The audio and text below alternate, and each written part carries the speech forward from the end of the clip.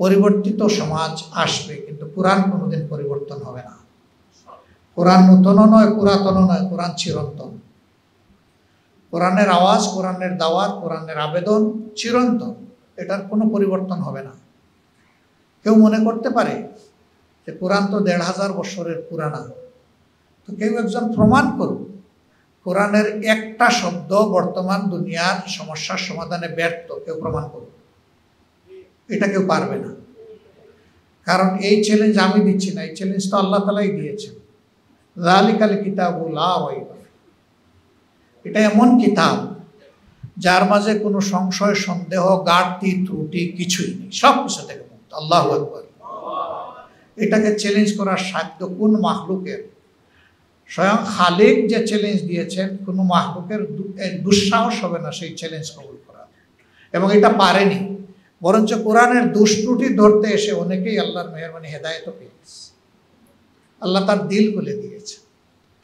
সম্মানিত ভাইয়েরা, বাংলাদেশ জামাত ইসলামী আল্লাহর কাছে ওয়াদাবদ্ধ, আসমান জমিনের মালিকের কাছে ওয়াদাবদ্ধ যে আল্লাহ তাআলা যতক্ষণ আমাদেরকে সুস্থ হালতে বিবেক সম্পন্ন প্রাণী হিসাবে রাখবেন, ততক্ষণ পর্যন্ত আল্লাহর পথে, আল্লাহর দিনকে মানার এবং মানানোর এই সংগ্রাম, এই যুদ্ধ, এই লড়াই ইনশাআল্লাহ অব্যাহত থাকবে।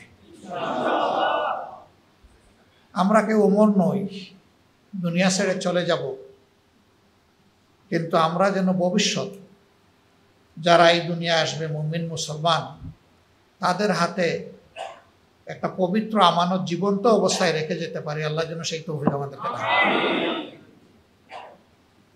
এখন দুনিয়ার লড়াই হয় দুই ধরনের, একটা গতানুগতিক অস্ত্রের লড়াই, আর একটা বুদ্ধিভিত্তিক লড়াই। বুদ্ধিভিত্তিক লড়াইয়ের একটা ধাপ হচ্ছে বুটের মাধ্যমে লড়াই, কিন্তু এটাও আমরা নির্দিষ্ট করে বলতে পারবো না যে বুটের মাধ্যমে, লড়াইয়ের মাধ্যমেই ইসলাম কায়েম হবে নাকি আল্লাহ অন্য কোনো পন্থায় দেবেন। বাট রাসূল করিম সাল্লাল্লাহু আলাইহি ওয়াসাল্লামের উসুল হচ্ছে, সামনে যখন দুইটা জিনিস পথ চলার জন্য থাকবে, দুইটা বাহন অথবা দুইটা রাস্তা, তিনি বলছেন যে আমি অধিকতর সহজ যেটা সেটা কবুল করব। একটা হচ্ছে রক্তপাতের মাধ্যমে, আরেকটা হচ্ছে ব্যালটের মাধ্যমে। এখন আমরা বুলেটের মাধ্যমেও যেতে পারি, ব্যালটের মাধ্যমে যেতে পারি, কিন্তু দুই রাস্তা যখন খোলা থাকবে তখন আল্লাহ রসুল সাল্লাল্লাহু আলাইহি ওয়াসাল্লামের উসুল অনুযায়ী আপনাকে যেতে হবে ব্যালটের মাধ্যমে। এই জায়গায় আবার অনেকে একটু কনফিউজড হন, দ্বিধাগ্রস্ত হন যে ইসলামে গণতন্ত্র হালাল কিনা। ইসলামে সেই গণতন্ত্র হালাল যেই গণতন্ত্র আল্লাহর বিধান কায়েমের জন্য, আল্লাহর বিধান বদলানোর জন্য নয়, ওইটা হালাল। কিন্তু যদি কেউ আল্লাহর বিধান বদলানোর জন্য গণতন্ত্রের প্র্যাকটিস করে, সেটা হালাল না, সেটা হারাম। এমনকি যুদ্ধ করলো কিন্তু ইসলামকে নির্মূল করার জন্য করলো, ওইটাও হারাম। তাহলে সব কিছু হতে হবে লিওয়াজহিল্লাহ, আল্লাহর জন্য, আল্লাহর পথে, আল্লাহর ইচ্ছাকে বাস্তবায়ন করার জন্য। আমরা এটাকে যদি যুদ্ধ হিসাবে নেই, তাহলে সৈনিক হিসাবেই আমাদের নিজেকে তৈরি করতে হবে। প্রয়োজন হবে আমাদের যুবকদেরকে, তরুণদেরকে জাগিয়ে তোলা। আমি খুবই আশাবাদী যে যুবকরা ফেসিবাদের অক্টোপাস থেকে এই জাতিকে মুক্ত করার জন্য বুক চিতিয়ে লড়াই করেছে, ওই সময়টা অনেকেই কিন্তু নারায়ে তাকবীর, আল্লাহু আকবার স্লোগান দিয়েছে, ইনকিলাব জিন্দাবাদ, এটা কিন্তু বুঝে শুনেই তখন বলেছে।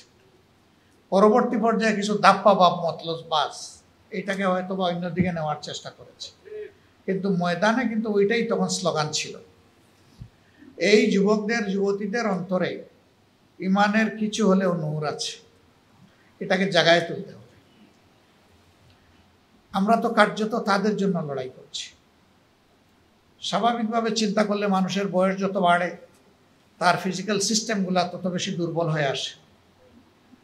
বেঁচে থাকলেও যৌবনের মতো সে দৌড়াদৌড়ি, ছুটাছুটি করতে পারে না। যৌবন আল্লাহর বিশেষ নিয়ামত। এই জন্য আদালতে আখিরাতে 5টি মৌলিক প্রশ্নের মধ্যে একটি জীবন আর একটা যৌবন। জীবন কাটিয়েছ কিভাবে, যৌবন কাটিয়েছ কিভাবে, দুইটা আলাদা আলাদা প্রশ্ন।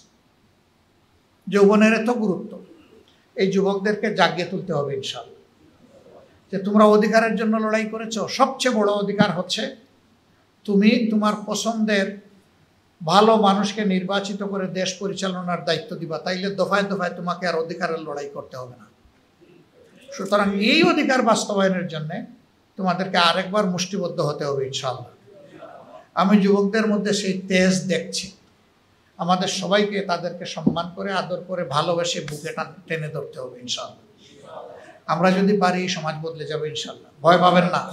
চাঁদাবাজরা চাঁদা নিতে পারে, দখলবাজরা দখল করতে পারে, কিন্তু আল্লাহ চাইলে সিংহের গর্জন, নারায়ে তাকবীর, আল্লাহু আকবার সমস্ত অপকর্মকারীদের কলিজাকে থরথর করে কাঁপিয়ে দিবে ইনশাআল্লাহ।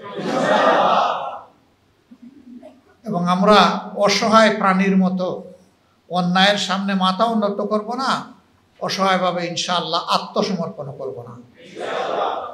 জনগণের এই অধিকার প্রতিষ্ঠার জন্য, ভোটের অধিকার নয়, তার বিবেকের অধিকার, আল্লাহর দেওয়া সমস্ত অধিকার প্রতিষ্ঠার জন্য এটি হচ্ছে নিয়ামক, এর হাত ধরেই হয়। এটার জন্য ইনশাআল্লাহ আমরা আমাদের সর্বোচ্চটা করতে কোনো কুণ্ঠাবোধ করব না। 15.5 বছর আমাদের সম্মানিত নেতৃবৃন্দ এভাবেই আমাদেরকে শিখিয়ে গিয়েছেন যে একবার মায়ের পেট থেকে এসেছি, একবারই কবরের পেটে ঢুকবো, ডোন্ট ওয়ারি। এই সময়টা আল্লাহর জন্য ছেড়ে দাও, উৎসর্গ করে দাও। ফাঁসিকে প্রয়োজনে হাসি মুখে বরণ করে নাও, কিন্তু সত্যের পক্ষে গর্জন দিয়ে যাও। আমরা ইনশাআল্লাহ সেটা করব এবং সত্যের জয় হবে ইনশাআল্লাহ। যা আল হক ওয়া যাহাকাল বাতিল ইন্নাল বাতিলা কানা যাহুকা। ইনশাআল্লাহ সত্য সমাগত, মিথ্যা উপস্থিত বা দূরীভূত, সত্যের জয় অবশ্যম্ভাবী হবে ইনশাআল্লাহ। এবং লক্ষণ চতুর্দিকেই কম বেশি এখন দেখা যাচ্ছে। সত্যের জয় না হলে গাজাবাসী 2 বৎসর ধরে একটা চরম আগ্রাসী বেয়াদব শক্তির সাথে যুদ্ধ করে টিকে আছে। কিভাবে? কে টিকিয়ে রেখেছে? আল্লাহ রাব্বুল আলামিন তাদেরকে টিকিয়ে রেখেছে।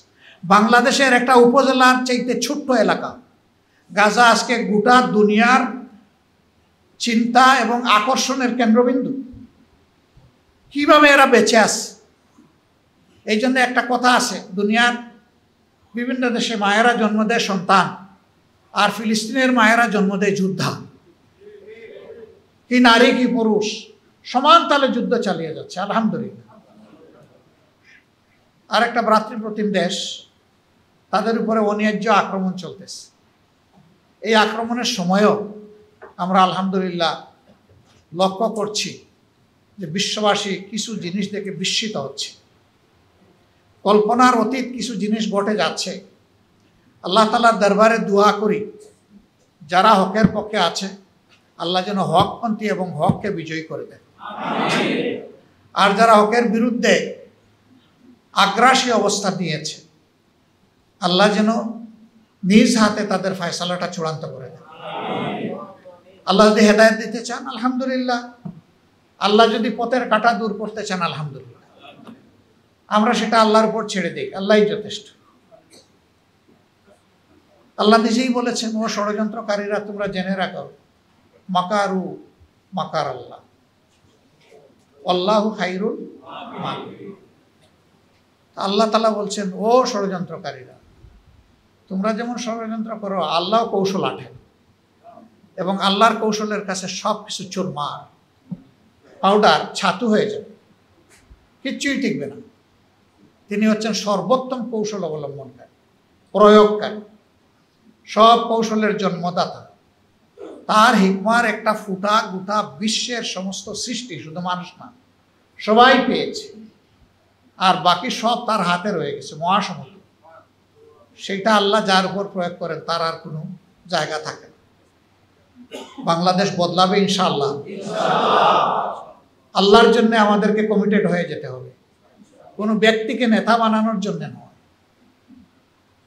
জামাতে ইসলামী কিছু বাস্তব কমিটমেন্ট নিয়ে জনগণের সামনে আসবে। আশা করছি জনগণ এটাকে অভিনন্দন জানাবে ইনশাআল্লাহ।